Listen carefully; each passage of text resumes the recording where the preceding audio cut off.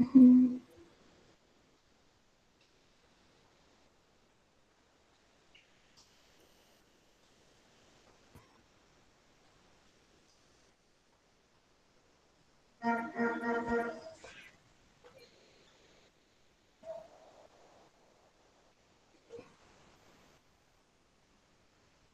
Screen is visible.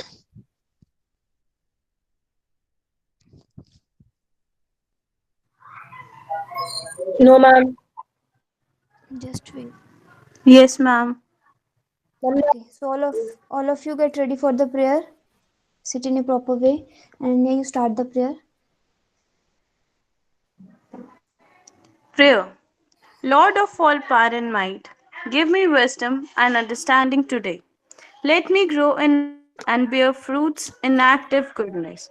Strengthen me with ample power to meet whatever comes with fortitude, patience, and joy, and to give thanks to you in all things. Amen.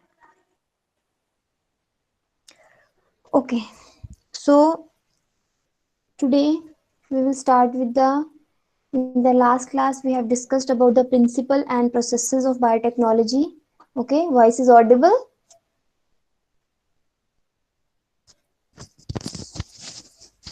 Yes. yes, ma'am. Okay.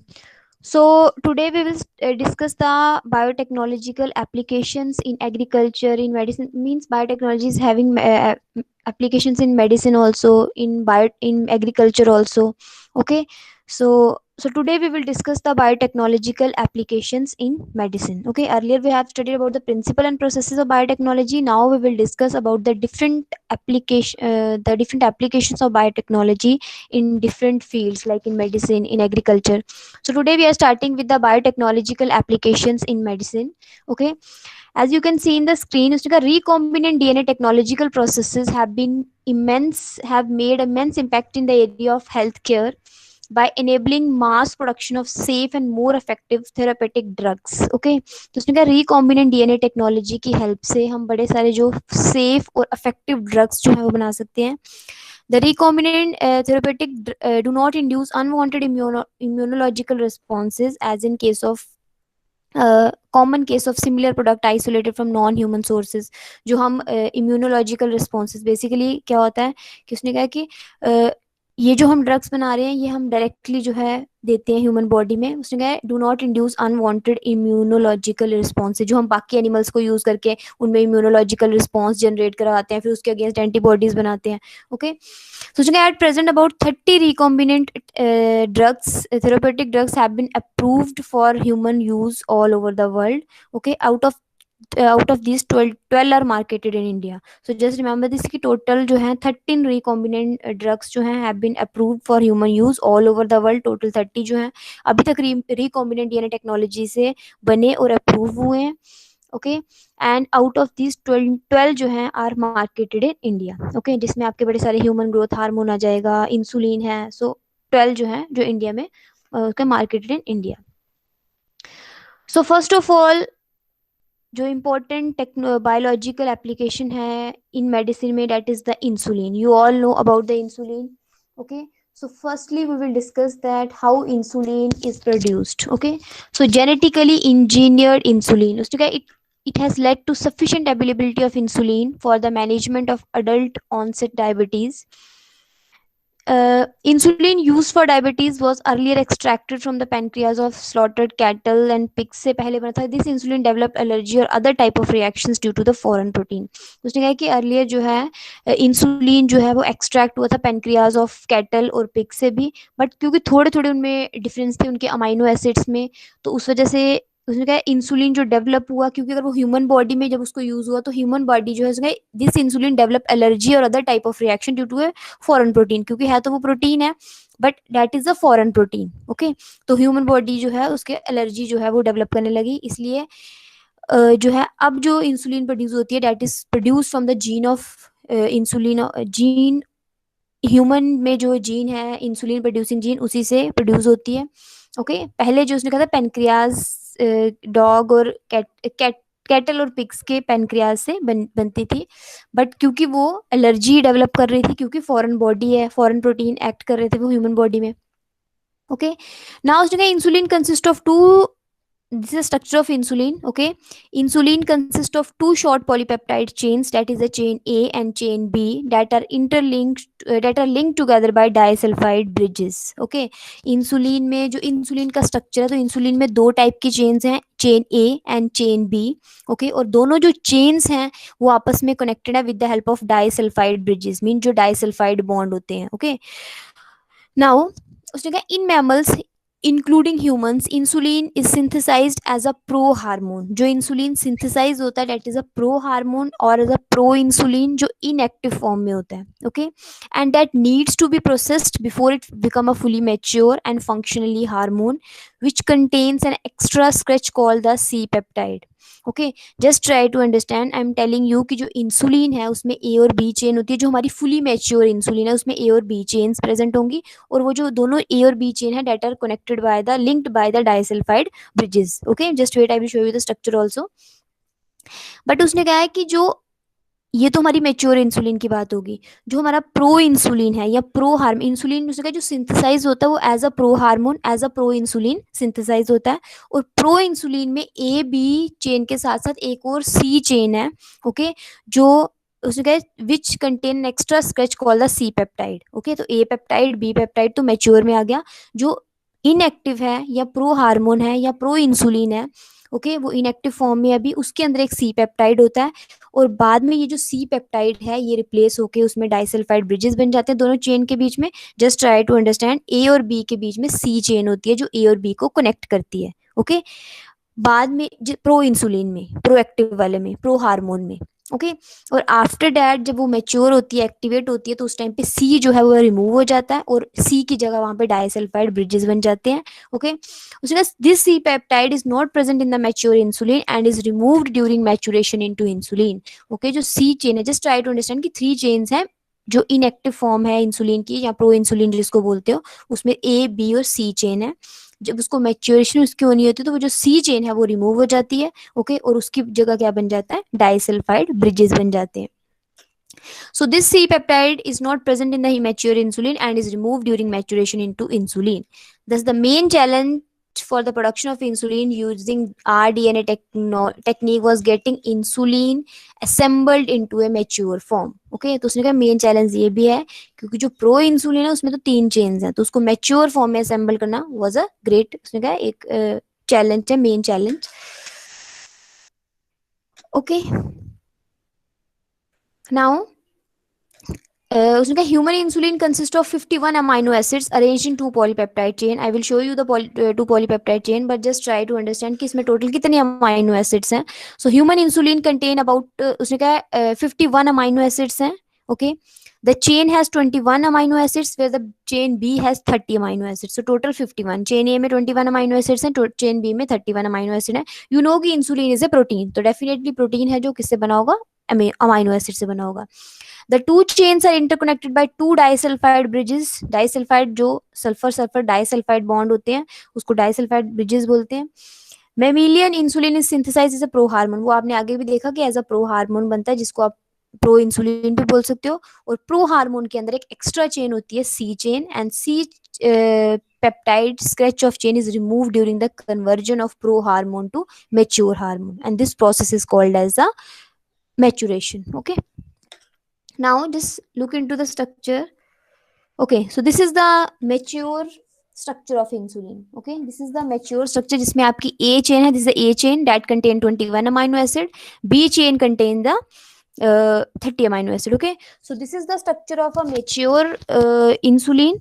I will show you the structure of pro insulin also, but just try to understand. ये आपका mature insulin का structure है जिसमें A chain में 31 amino acids हैं, B chain sorry A chain में 21 amino acids हैं, B chain is having the 30 amino acids. So total 51 amino acids are there, and they are connected by the disulfide bond. You can see here ये देखो disulfide दोनों side sulfur है, so this is the disulfide bond.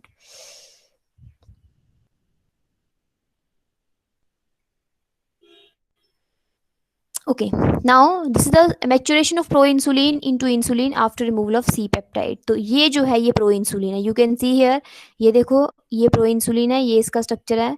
You can see in this structure, this one is the A chain, B chain, ये जो centre में ये this portion, ये जो पोर्शन है दिस ए चेन, ओके, ये जो पोर्शन है लाइट में दिस बी चेन, और ये जो बीच में कनेक्ट कर रहा है ये जो रेड में है थोड़ा सा डार्क में, that is the C chain. You can see here free C peptide is here, okay.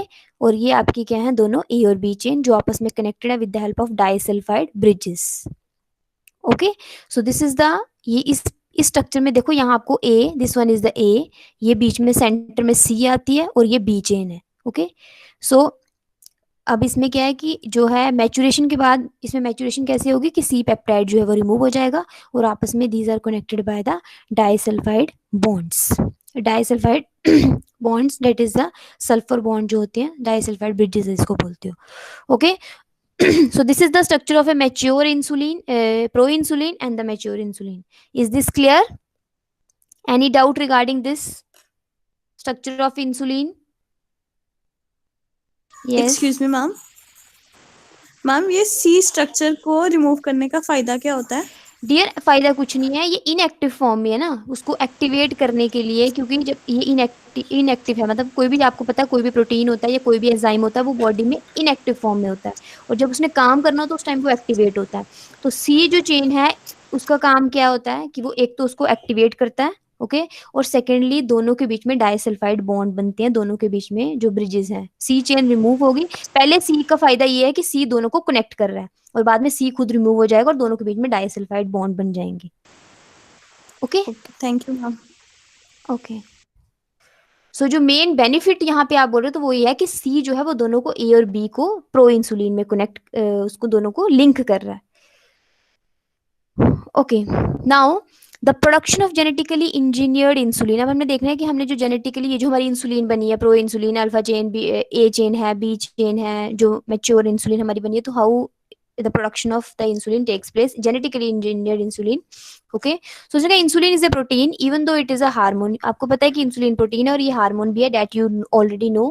It is active in very minute concentration, क्योंकि हार्मोन है तो आपको पता है कोई भी हार्मोन जो होता है वो अपनी माइन्यूट कॉन्सेंट्रेशन में भी एक्टिव होता है, okay. We all have genes that code for these protein hormone. उसने कहा we all have, हर एक ह्यूमन बॉडी के अंदर ये जीन्स हैं जो कोड करती हैं दीज प्रोटीनेशियस, जो भी हमारे प्रोटीनेशियस हार्मोन्स होते हैं, okay. Genetic engineers have been able to find these genes from human genome and clearly cut them and cleanly cut them out of the DNA segment in which they are located, okay. तो उसने कहा genetic engineers जो हैं they are able to find this gene, उन्होंने human genome से इन genes को निकाला है, सर्च किया है and cleanly cut them out of the DNA segment, DNA segment से उसको कट किया है ह्यूमन इंसुलिन प्रोड्यूसिंग जीन को ह्यूमन बॉडी से. They take out the human gene responsible for synthesis of insulin and inserted into the DNA chain of a suitable vector, okay. उसने उस जो insulin producing gene है उसको pancreas के beta cell से remove करके कहाँ पे इंसर्ट किया है, insert into the DNA chain of a suitable vector. Suitable vector आपका कौन सा, जैसे आपका इकोलाई है, ओके. तो इकोलाई के डीएनए चेन में उसको डाला है. Bacteria now start producing an insulin that is chemically identity to its naturally produced counterpart. उसने कहा बैक्टीरिया जो है इंसुलिन प्रोड्यूस करना स्टार्ट कर देगा. The human insulin is then extracted from bacterial fermenter and purified. वो फिर वही जो मैंने आपको कल प्रोसेस बताया, डाउन स्ट्रीमिंग एंड बायोरिएक्टर्स वगैरह यूज करके हम जो है उसको लार्ज स्केल में प्रोड्यूस करते हैं, okay. Now will see the steps involved in production of genetically engineered insulin, okay. What are the different steps? You can see all these steps are important. So total 7 steps are there. First is that, okay, screen is visible. Yes ma'am. Okay. Yes, ma'am. Okay. So first point क्या है, using specific technique the plasmid of E. coli cell is removed and isolated. ठीक है, ये हमने अब बहुत बार ये discuss कर लिया है कि आपको पता चल गया कि सबसे पहले हमने क्या करना है, E. coli के प्लास्मिड को रिमूव करना है, आइसोलेट करना है. The isolated plasmid is open with the help of specific enzyme. अब आपको आपने ऑलरेडी देख लिया रिकॉम्बिनेंट डीएनए टेक्नोलॉजी प्रोसेसेस में कि हम जो आइसोलेटेड प्लास्मिड है उसको हम कट करेंगे, okay, with the help of specific enzyme. Now, third point, the segment of DNA which codes for human insulin is inserted in the open site of the bacterial plasmid. अब जो human insulin का जो segment of DNA है, means जिसमें human insulin है, DNA का वो segment जिसमें ह्यूमन इंसुलिन प्रोड्यूसिंग जीन है, उसको हमने इंसर्ट कर दिया है बैक्टीरियल प्लास्मिड में. After insertion the plasmid is close by using another specific enzyme to make it a recombinant plasmid. उसके बाद आपको पता है कि हम क्या करते हैं, डीएनए लाइगेज यूज करते हैं उसको उसके साथ उसमें आफ्टर इंसर्शन प्लास्मिड को हम बंद कर देंगे with the help of enzyme, specific enzyme recombinant to make it a recombinant plasmid. अब प्लास्मिड में एक्स्ट्रा डीएनए आ गया, मींस डिजायर्ड जीन आ गई, तो हम उसको अब क्या बोलेंगे, recombinant plasmid. This recombinant plasmid is again introduce into E coli host cell. अब हम इस रिकॉम्बिनेंट प्लास्मिड को फिर से हम ऐसे ई कोलाई में डालेंगे जिसमें प्लास्मिड नहीं होगा, उसके अंदर डाल देंगे। Now the E coli become capable of synthesising human insulin. These bacteria are then cultivated in fermenters to produce large amount of insulin। ये वही स्टेप्स हैं जो हमने कल दिए थे, देखे थे कि उसने कहा E coli sales become capable of synthesising human insulin. Definitely gene है तो वो ह्यूमन इंसुलिन को सिंथेसाइज करेगा, ओके। एंड दोनों चेन्स उसकी बनेगी, ए चेन जो है, ए चेन, एंड जस्ट रिमेंबर कि दोनों के लिए डिफरेंट जीन होगी, ए चेन के लिए एक जीन है, बी चेन के लिए दूसरी जीन है, तो ई कोलाई जो है वो दोनों चेन्स जो है वो सिंथेसाइज करेगी। Insulin is then extracted from bacterial culture and purified. अब वहाँ बैक्टीरियल, जहाँ पे बैक्टीरिया उसको प्रोड्यूस कर रहा है, जैसे आपको पता है बायोरिएक्टर्स के अंदर, okay, in the same way उसने कहा बैक्टीरियल कल्चर उसको प्योरीफाई करेंगे, उसकी टेस्टिंग होगी, उसने कहा 10 by using recombinant DNA technology it is possible to produce human insulin. तो ये वही स्टेप्स हैं जो हमने कल देखे थे कि हमने उसको डालना है इकोलाई को, तो इकोलाई की कल्चरिंग करनी है लार्ज स्केल में फर्मेंटर्स के अंदर जो हमारे बायोरिएक्टर्स थे, ओके। तो then we are able to produce the human insulin in this way, okay. The company, अब इसमें देखना है कि जो फर्स्ट उसने कहा है कि the technique was purchase by another American company, Eli Lilly company जो है, in September 1982। But you have to remember कि जो फर्स्ट इंसुलिन का on 5th July, this date is important, on 5th July 1983 Eli Lilly company launch the first genetically engineered human insulin by the name Humulin, okay. So 5th July 1983 में जो Eli Lilly company है उसने सबसे पहले launch किया था human genetically engineered insulin जिसका नाम था Humulin, okay. So this is the production of insulin, genetically engineered insulin, okay. So this is the diagram जो आपने ऑलरेडी देखी हुई है, इकोलाई है, प्लास्मिड निकाला, प्लास्मिड में हमने क्या डालना है, human insulin, okay. Cut plasmid, annealing bye DNA ligase, उसमें हमने ह्यूमन इंसुलिन प्रोड्यूसिंग जीन डाल देनी है, उसको डीएनए लाइगेज से बाइंड कर देना है, then we will get the recombinant DNA. In this way हमें रिकॉम्बिनेंट डीएनए मिल जाएगा, एंड उस रिकॉम्बिनेंट डीएनए को हमें किस में डाल देना है, plasmid free E coli cell, okay. ऐसे इकोलाई में जिसमें प्लास्मिड नहीं होगा। और after that R DNA introduced into E coli, तो उसने कहा to fermenter and multiplication synthesis of insulin, fermenter में डालना है, मल्टीप्लिकेशन होगी, इंसुलिन सिंथेसाइज होगा, फिर उसकी एक्सट्रैक्शन होगी, प्योरिफिकेशन होगी, टेस्टिंग होगी और मार्केटिंग उसकी होगी उसके बाद, जो आपने ऑलरेडी कल देखा था, okay. So this is clear? Yes yes हम हर एक एक्सपेरिमेंट में इकोलाई को क्यों लेते हैं? डियर, इकोलाई को लेते हैं क्योंकि इकोलाई हमारा ऐसा बैक्टीरिया है जो मतलब कि बैक्टीरिया है ना, तो वो मतलब आपको पता है हम बैक्टीरिया इसलिए लेते हैं क्योंकि बहुत टाइम मल्टीप्लाई करता है आफ्टर एवरी 20 मिनट्स। अगर आप ह्यूमन सेल ले लोगे या कोई और भी सेल लोगे तो वो 24 आवर्स के बाद डिवाइड करेगा, जैसे ई सेल है, वो ई सेल को भी हम यूज करते हैं, ओके। तो जरूरी नहीं है कि हर में इकोलाई ले रहे हैं, बट ह्यूमन इंसुलिन जो हम इकोलाई ले रहे हैं, पर ज्यादातर हम इकोलाई इसलिए यूज करते हैं क्योंकि बैक्टीरिया जो है डिवाइड आफ्टर एवरी 20 मिनट्स, वो हर 20 मिनट के बाद डिवाइड करता है, इसलिए हमें ज्यादा से ज्यादा प्रोडक्ट जो है वो मिलता है, okay. Yes ma'am. Okay, otherwise आप कोई और सेल लोगे, सपोज ह्यूमन सेल है, वो तो 24 आवर्स के बाद कितने बार डिवाइड करेगा, तो हमें इतना टाइम मिल जाएगा, इसलिए इतना टाइम लग जाएगा। लेकिन जो बैक्टीरियल सेल्स हैं वो उनकी सेकंड जनरेशन जो है वो प्रोड्यूस होती है after every 20 minutes, okay. So this is all about the genetically engineered insulin, okay। So just remember कि हम इसमें जो है उसने कहा है कि जेनेटिकली इंजीनियर जो ह्यूमन इंसुलिन है ये हम आर रिकॉम्बिनेंट डीएनए टेक्नोलॉजी की हेल्प से बनाते हैं, जो आपने प्रोसेसेस उसके देख लिए हैं वही सेम चीज़ है यहाँ पे। नाउ रिमेंबर दिस थिंग कि सबसे पहले जो है किस कंपनी ने दिया था और उसका नाम क्या है, जो फर्स्ट इंसुलिन सिंथेसाइज हुई थी, that is the Humulin, okay. बाकी बड़े सारे जो हैं साइंटिस्ट हैं, बेंटिंग है, उन्होंने आइसोलेट किया था इंसुलिन को डॉग के पैनक्रियाज से भी, ओके। और जो एक साइंटिस्ट थे फ्रेडरिक सेंगर हैं, उन्होंने अमाइनो एसिड सीक्वेंस दिया था। तो डिफरेंट साइंटिस्ट जो है इसमें बायोलॉजिस्ट इन्वॉल्व हैं इसमें प्रोड्यूस करने में। ओके, किसी ने उसको डाउ के पेनक्रियाज से आइसोलेट किया, कैट के पेनक्रियाज से। ओके, सो फाइनली जो हमारा इंसुलिन है, क्योंकि अगर वो दूसरों के पेनक्रियाज से होंगे तो वो एज अ हमारी बॉडी जो as a foreign body act करेगी। ओके, हमारी बॉडी में कोई भी फॉरेन बॉडी एक्ट करती है तो हमारी बॉडी उसके अगेंस्ट एंटीबॉडीज प्रोड्यूस करती है, क्योंकि कोई भी प्रोटीन है, प्रोटीन मीन्स एंटीजन, कोई भी बाहर का प्रोटीन है अगर वो आएगा तो हमारी बॉडी उसके, वो चाहे अच्छा भी होगा हमारी बॉडी, क्योंकि हमारी बॉडी के लिए वो क्या है, एंटीजन है, तो our body start producing antibody against it. इसीलिए हम इसमें ये यूज हुआ है ह्यूमन इंसुलिन।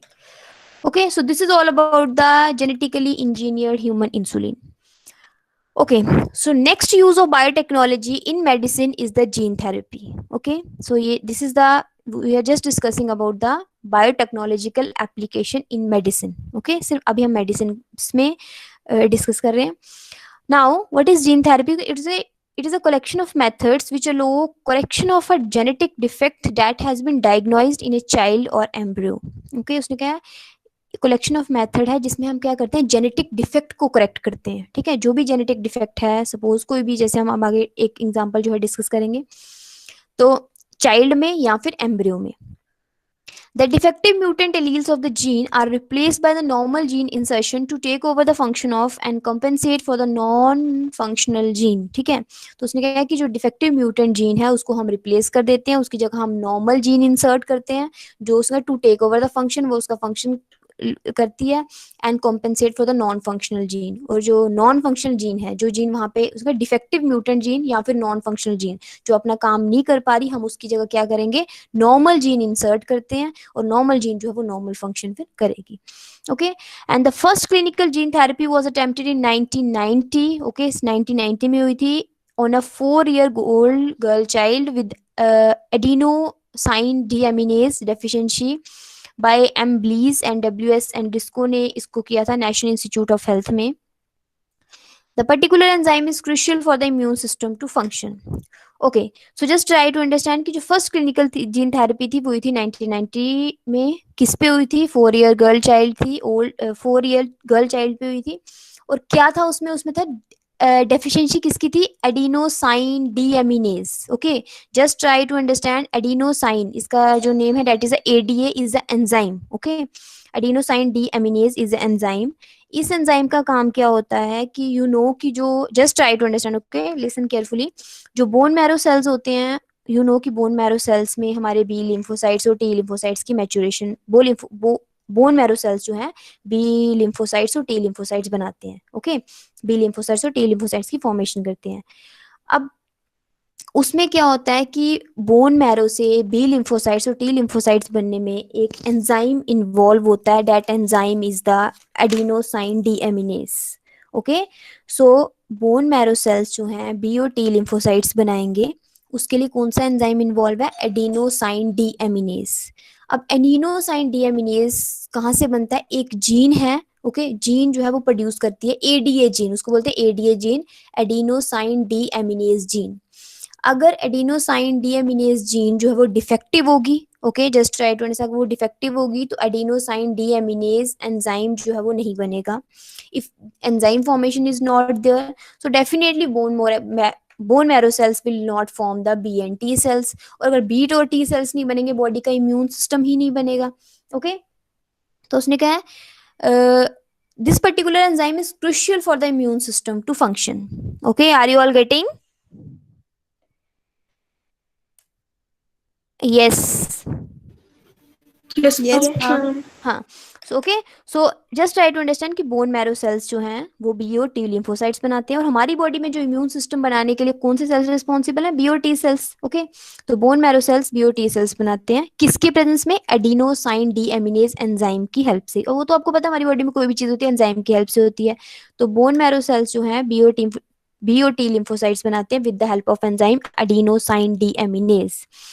अगर इफ एडिनोसाइन डीएमिनेज प्रोड्यूसिंग जो जीन होगी, अगर वो जीन ही डिफेक्टिव होगी तो एडिनोसाइन डीएमिनेज नहीं बनेगा, तो then bone marrow cells will not able to form the B and T cells, और अगर बी और टी सेल्स नहीं बनेंगे तो हमारी बॉडी का इम्यून सिस्टम ही नहीं बनेगा।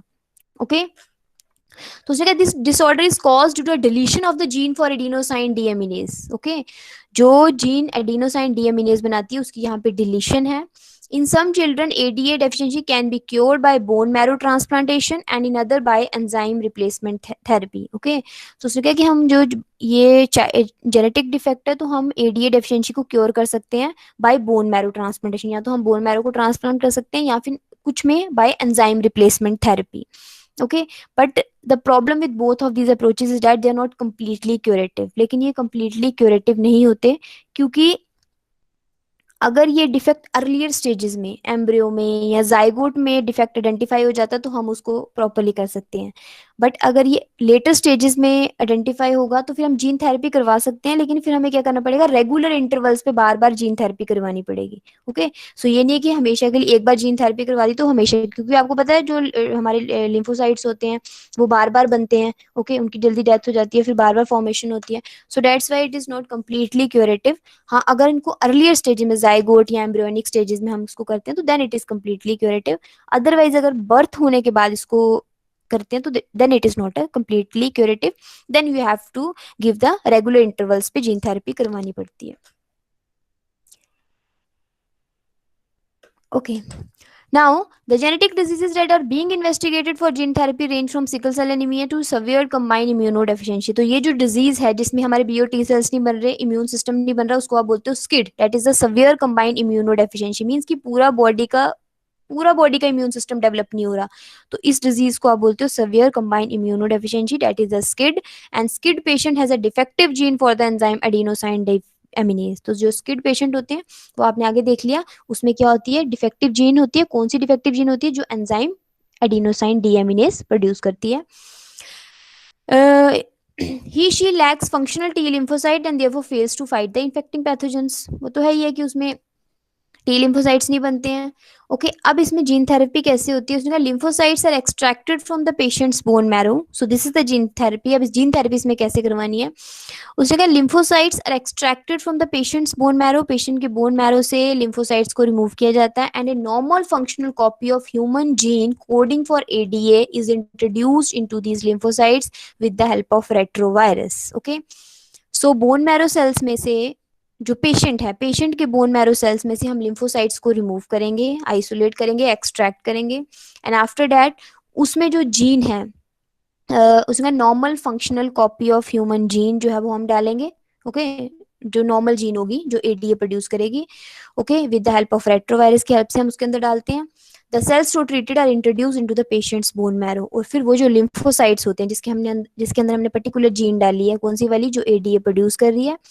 तो lymphocytes produced by these cells contain functional ADA gene and reactivate the victim's immune system.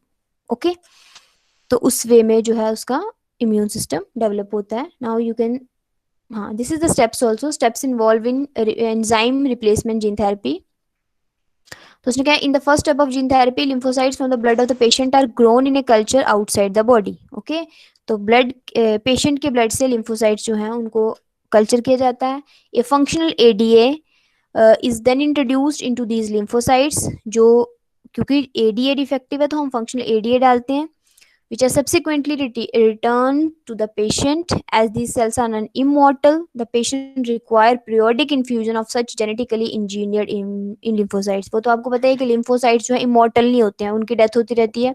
Okay, सो इसलिए periodical infusion चाहिए of genetically engineered lymphocytes. But if the gene isolated from the bone marrow cell producing ADA is introduced into cells at early embryonic stages. Okay, जो मैंने आपको वही चीज बोली कि अगर early embryonic stages में से हम उसको रिमूव कर देते हैं then it could be a permanent cure. तब वो परमानेंट क्योर हो सकता है. बट अगर बर्थ के बाद अगर चाइल्ड में आप करते हो तो फिर वो आपको उसमें पीरियोडिक इन्फ्यूजन करना पड़ेगा, पीरियोडिकली रेगुलर इंटरवल्स पे जीन थेरेपी जो है वो करनी पड़ेगी. Okay, so this is the process.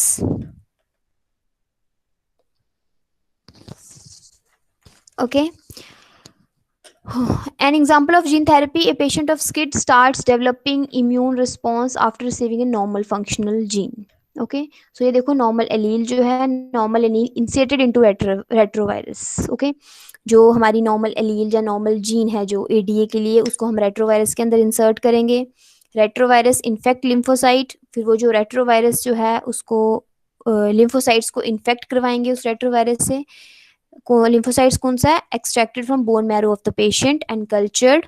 Okay, then retrovirus make a DNA copy of its RNA. अब आपको पता है कि जो जैसे आपकी रेट्रोवायरस जैसे आपकी वो होती है डीएनए रेप्लिकेशन में रिवर्स ट्रांसक्रिप्शन जो होती है, तो जो रेट्रोवायरस है वो क्या करेगा, reverse transcription. I hope you all no कि ये क्या प्रोसेस है जो हमने उसमें डिस्कस किया था लास्ट चैप्टर में बायोमोलिक्यूल में, कि जो रेट्रोवायरस है वो क्या करता है, रिवर्स ट्रांसक्रिप्शन करके डीएनए की फॉर्मेशन करता है। So retrovirus make a DNA copy of its RNA. RNA से जब डीएनए बनेगा, क्योंकि आपको पता है रेट्रोवायरस जो है उसके अंदर आरएनए जेनेटिक मटेरियल होता है, आरएनए जो है रिवर्स ट्रांसक्रिप्शन करके डीएनए बनाएगा। This DNA carrying the normal allele insert into chromosome of host cell. तो हम उसमें होस्ट सेल के क्रोमोसोम में उसको डाल देते हैं। ओके, सो इन दिस वे कि बोन मैरो सेल्स में जो लिम्फोसाइट्स आएंगे they are able to produce the normal ADA gene, normal ADA adenosine deaminase enzyme engineered cell इंजीन उसका injured cells injected into patient's bone marrow, उसके bone marrow में उसको डाल देंगे। ओके, सो उसका patient of SCID start developing immune response after receiving a normal functional gene. Normal functional gene receive करने के बाद जो पेशेंट है, स्किड का जो पेशेंट है, वो इम्यून रिस्पॉन्स डेवलप करना स्टार्ट कर देगा। Okay, so this is the gene therapy. Okay, the second application of biotechnology in medicines. Okay, so next we are having the third application of biotechnology, that is the monoclonal antibodies. Okay, are you all getting? Yes. Yes, ma'am. Okay, so next we are having the monoclonal antibodies. Okay, उसमें the technique of producing monoclonal antibodies by fusing normal antibody producing cell with cells from cancerous cells was introduced by जो yes. एक question था कि अगर retrovirus हम body में introduce कर रहे हैं तो फिर वो मैक्रोफेजेस पे अटैक नहीं कर सकता? कभी तो चांसेस रहते हैं ना। नहीं डियर, हम उसमें रेट्रोवायरस नहीं डाल रहे हैं, बॉडी में नहीं कर रहे हैं, ये आर्टिफिशियली हो रहा है ना। तो हम रेट्रोवायरस का जो डीएनए है उसकी कॉपी बना के डाल रहे हैं, ठीक है, डीएनए की कॉपी। देखो, just try to understand, retrovirus body को तब अफेक्ट करता है अगर उसका अपना जेनेटिक, वो आरएनए से डीएनए बनाएगा, फिर डीएनए जो डीएनए से फिर प्रोटीन्स बनते हैं उसके बाद।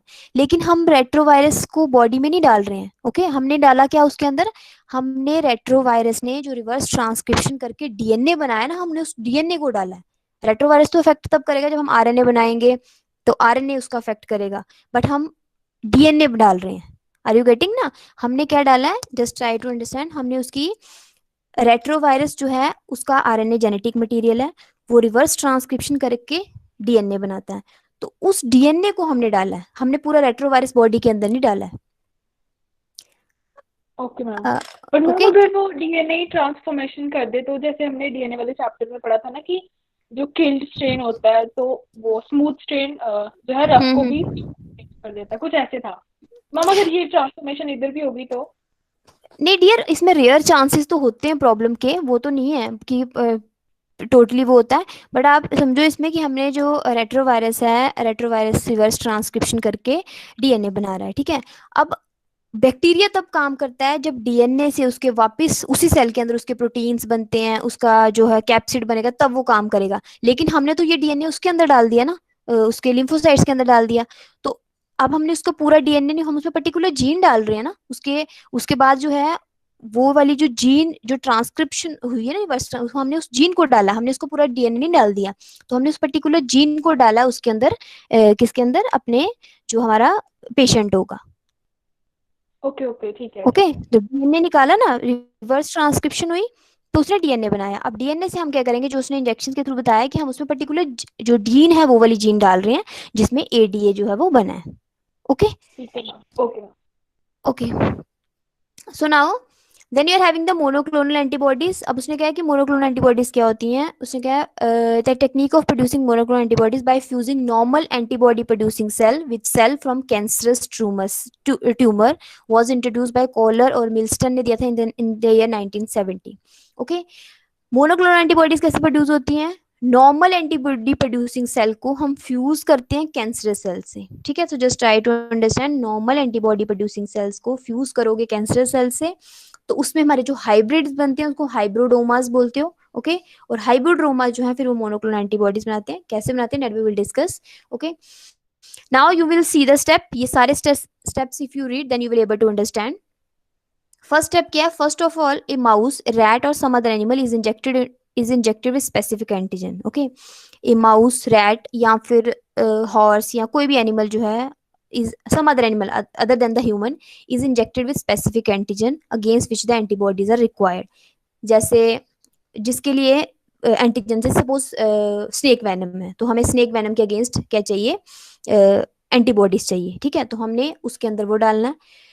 The animal start developing antibodies against the antigen in B lymphocyte cells in spleen। ठीक है, तो वो जो एनिमल है, ओके, तो हमने उस एनिमल में इंजेक्ट किया specific antigen.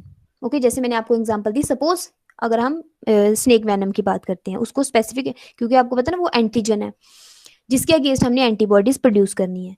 The animal start developing antibodies against the antigen in B lymphocyte cell in spleen. अब वो जो एनिमल है, माउस, रैट या हॉर्स, जो भी एनिमल है, वो क्या करेंगे? डेफिनेटली हम उनके अंदर स्पेसिफिक एंटीजन डालेंगे तो एंटीबॉडीज बनाना स्टार्ट कर देंगे अपनी बॉडी में। Okay, against the antigen in B lymphocyte cell, तो बी लिम्फोसाइट्स में वो एंटीजन बनाना स्टार्ट कर देंगे। Now the spleen of animal is removed and its B lymphocyte cells are isolated। Okay, अब हम उसने कहा कि हम एनिमल का क्या करेंगे? स्प्लीन को रिमूव करेंगे, उसके बी लिम्फोसाइट्स, कौन से वाले बी लिम्फोसाइट्स? जो एंटीबॉडीज बना रहे हैं, उन बी लिम्फोसाइट्स को हम क्या करेंगे? वहां से आइसोलेट कर लेंगे। Okay, similarly the cells producing bone marrow cancer myeloma cells are isolated. उसके बाद हम बोन मैरो के जो कैंसरस सेल्स होते हैं, बोन मैरो में जो कैंसर होता है, वहां से हम कैंसर सेल्स को रिमूव करेंगे, उनको हम माइलोमा सेल्स बोलते हो। Okay, these cells should not be able to synthesise their own nutrients. आपको पता है जो कैंसर सेल्स होते हैं वो आसपास अपना न्यूट्रिएंट्स नहीं बनाते हैं, वो आसपास के जो है वहीं से न्यूट्रिएंट्स लेते हैं। Okay, the two type of cells myeloma cells, ठीक है, ये एक आगे आपके माइलोमा सेल्स मींस कौन से? Bone marrow tumour cell. Secondly आपके बी लिम्फोसाइट्स कौन से हैं? जो एंटीबॉडी प्रोड्यूसिंग सेल्स हैं, are made to fuse in culture. उन दोनों को हम कल्चर करवाएंगे किसी भी केमिकल में जिसमें उनकी मेम्ब्रेन जो है वो फ्यूज कर जाएगी और वो हाइब्रिड बना देंगे। That hybrid is called as a hybridomas. Okay, the entire culture is shifted to a medium. उसने कहा कि हम एंटायर कल्चर को है एक मीडियम के अंदर शिफ्ट करेंगे in the nutrient medium deficient in the nutrient needed by the myeloma cell where myeloma cell can't survive. अब देखो हम पूरे इस कल्चर को कहाँ शिफ्ट करेंगे? एक मीडियम के अंदर जिसमें न्यूट्रिएंट डेफिशिएंट हैं जो माइलोमा सेल्स को चाहिए, क्योंकि माइलोमा सेल्स जो है अपने न्यूट्रिएंट्स जो है वो नहीं बना सकते। तो इन दिस वे जो अनफ्यूज्ड माइलोमा सेल्स होंगे, मींस हमने पूरा हाइब्रिड बनाया, पर मैंने आपको पहले बोला कि जरूरी नहीं कि हाइब्रिड बनेंगे, क्योंकि ये तो मीडियम है, हमें पता नहीं कि हर चीज जो है एक्यूरेट होगी कि नहीं होगी। So in this medium all the unfused myeloma cells die and only hydroma cells will survive. ठीक है, क्योंकि हमने मीडियम जो है वो डेफिशिएंट है, न्यूट्रिएंट डेफिशिएंट है फॉर द माइलोमा सेल्स, तो जो सिर्फ माइलोमा सेल्स अकेले हैं वो डेथ हो जाएगी उनकी, और जो हाइब्रिडोमा होंगे that is the combine of B lymphocyte and the myeloma cells, हमारे हाइब्रिडोमा रह जाएंगे। और हाइब्रिडोमा सेल्स जो हैं allowed to multiply separately and each clone is tested for its ability to produce a desired antibody। अब उसने कहा है कि इसमें हम यूज कर रहे हैं अपने ये जो है हाइब्रिडोमा सेल्स जो हैं कैंसर सेल्स, क्योंकि आपको पता है कैंसर सेल्स जो हैं वो कॉन्टिन्यूसली डिवाइडिंग सेल्स होते हैं। ओके, और सेकंड ये होता है कि जो कैंसर सेल्स होते हैं वो आउटसाइड मीडियम में भी डिवाइड करते हैं, तो इसलिए हम यहाँ पे माइलोमा सेल्स का यूज कर रहे हैं, मींस कैंसर सेल्स का यूज कर रहे हैं। और बी लिम्फोसाइट्स क्यों यूज कर रहे हैं? क्योंकि बी लिम्फोसाइट्स जो है वो एंटीबॉडीज प्रोड्यूस करेंगे। ओके, सो हमारे दोनों बेनिफिट मिल जाएंगे, एक तो कैंसर सेल्स जो कॉन्टिन्यूसली डिवाइडिंग सेल्स हैं वो आउटसाइड मीडियम जो है वहां भी डिवाइड करेंगे, और सेकेंडली हमने बी लिम्फोसाइट भी उसमें डाला, उसकी प्रॉपर्टी ये होगी कि वो एंटीबॉडीज प्रोड्यूस कर रहा है। So in this way we are able to get the antibodies. Okay, तो उसने क्या, the surviving and hybridoma cells are allowed to multiply separately and each clone is tested for its ability to produce a desired antibody. The clones which show positive results are isolated and cultured for large scale production of the antibody. Okay, but just try to understand कि antibody कौन सी antibody है? Antibody ये वो antibody है जिसके हमने जो भी स्पेसिफिक एंटीजन डाला हुआ है हमने एनिमल्स के अंदर, उसी के अगेंस्ट एंटीबॉडी है। तो जस्ट रिमेंबर कि हमें स्पेसिफिक एंटीबॉडी मिल रही है यहाँ पे, इसलिए आप इसको क्या बोलते हो? Monoclonal antibodies. और जो हाइब्रिडोमा सेल्स है फिर वो कॉन्टिन्यूसली डिवाइड करेंगे। क्यों डिवाइड करेंगे? क्योंकि उसमें माइलोमा सेल्स की प्रॉपर्टीज भी है। तो they will continuously divide, and secondly they are having the B lymphocyte की प्रॉपर्टी है, मीन्स वो एंटीबॉडीज प्रोड्यूस करेंगे. So this is called as a monoclonal antibodies. Okay, so this is clear. Yes.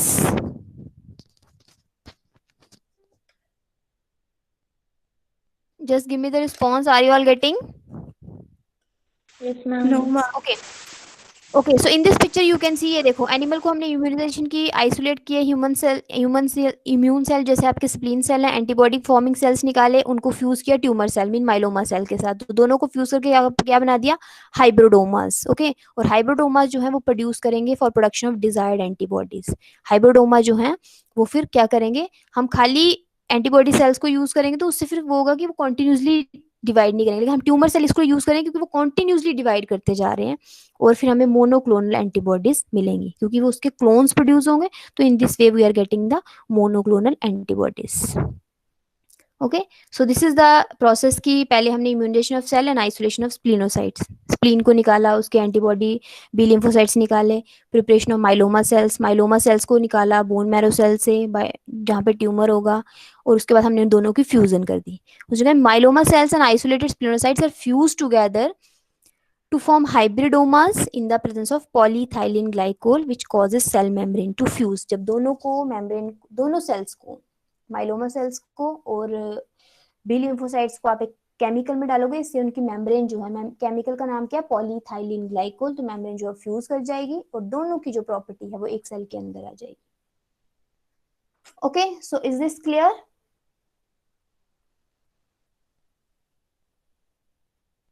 Yes. So any question is there? Yeah. Okay, anything you want to ask? All of you just unmute. Those having questions, just unmute yourself and ask. Yes, Tripti, clear?